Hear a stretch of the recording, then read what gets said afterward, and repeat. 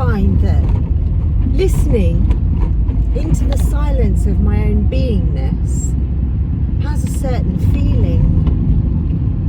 I mean, listening anyway has a certain feeling. I live very much in my feeling space. I make sense of things because of the way they feel. It's just how I'm put together. But it definitely has a discernible quality to it. It's definitely receptive. And there's no thought. You know, once you hone that skill, then this whole talk about, you know, turning your thoughts off or quieting your mind, or, you know, it's no longer a thing. You're not trying to quieten your mind in meditation. You're listening. You're listening into the silence. And that's the practice, really. And I don't think I've ever heard it described like that before. I'm sure it has been somewhere, but I've never come across it. But that's certainly what it feels like, listening into the silence. And there's, you know, you'd think the silence is silent, wouldn't you? But the beingness space is full of brand new aspects, you know, things that probably have been talked about in one way or another, and some things not. But whatever they are, they're brand new to you, the experiencer, and they're uplifting, and they're joyous, and they're useful. And that's where all that information is that you need. All the problem, you know, all the solutions to the problems, and yada yada yada that I've spoken about before. But the actual action is listening into the silence. And my work that I'm doing with people at the moment is coaching people that that's possible, and that you can actually reach your presence by practicing that. And with the tones and my intention, obviously, it facilitates a space that makes that easier within the sessions, the Zindagi sessions that I give.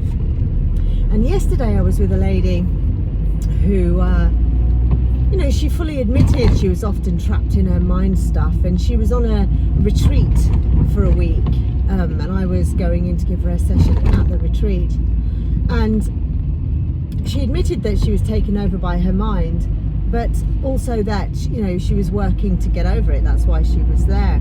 And she really, really took the instructions seriously that I gave her. She really opened and listened into the tones. It's easier, you see, when the tones are there, you've got something to listen to. And they're not really going to make any sense to your thinking brain, because it's just a tone, so you're not going to label them. And if you do label them, you just let that go as well. And then after, which is something that people often say when they've been able to cooperate within the sessions really well, afterwards she said she felt really like light and like she wasn't quite back yet. And I said to her, and yet you are back. You are here. You're here, you're interacting with me, but your mind, the thinking part of your mind, that hasn't come back online. The bit that grips onto reality and makes you think that that's all that there is, that's the bit that felt floaty. I said, but you're able to have these conversations with me. And I said, you know, the reality of our presence isn't that it's a focused, heavy, you know, feeling and experience, because that's what your mind thinks, because that's what your mind does. It is a focused, heavy experience. When you fully focus on something, it's like quite magnetic, isn't it? But presence is different. Presence is a light feeling. Presence is it's an assured, underlying thing that when you give up all of that connection to the heavy, the thoughts, the sensations, it's what's left. You know, this is it. When people say, you know, it's what you are, it literally is what you are. And it is so light and so beautiful and so delicate, and yet it is the strongest part of us, because it's not going anywhere. Whereas thoughts, well, they come and go. They come and go like clouds in the sky, you've heard it said before. But not presence.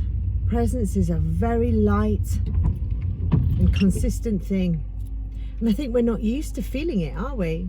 We're not used to feeling that grounded presence. The lady that I saw before, she had her own holistic business. She was a healer in her own right in different modalities. And yet, when I did her session, she had difficulty grounding. You know, she really struggled grounding. And because she had her own practices, that can often be a jail of sorts, a trap, because you think you've got it all together. Well, your mind does, and parts of you know that you don't. But she was seriously ungrounded, full of psychic energy, but seriously ungrounded. And what I realized within that treatment was, that session was, if you don't ground down, you can't connect up. You can go into this psychic space, interdimensional psychic space, but you can't actually connect to your higher self, or, you know, the infinite source intelligence. You can't actually do that unless you ground, unless you're connected into the earth. And that was obvious within that session,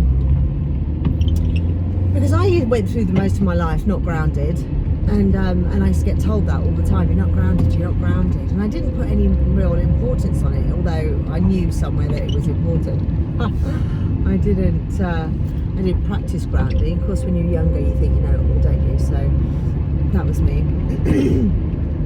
And now I absolutely understand the relevance of being grounded, and the relevance of many of the things we were taught by ancient scriptures and stuff, you know, don't bother with mediums and stuff like that. And I have often wondered, how can you have access to psychic prowess and still be a complete arse? Because I've met some people who definitely have gifts. They definitely do.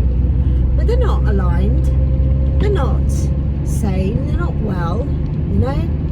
And I've often wondered, like, how does that happen? Surely, you know, I used to think gifts come online when you're connected.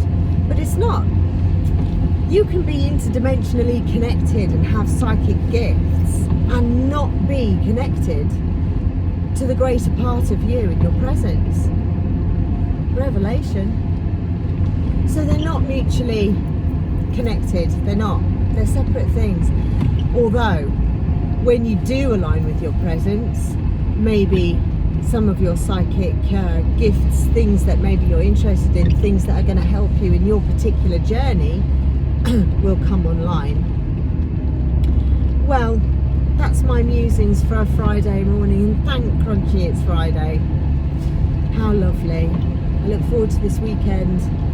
I look forward to continuing with my book that I'm writing, which is superb. I hope the book's going to be superb, but the experience is superb. Anyway, lots of love. Have a smashing weekend, and breathe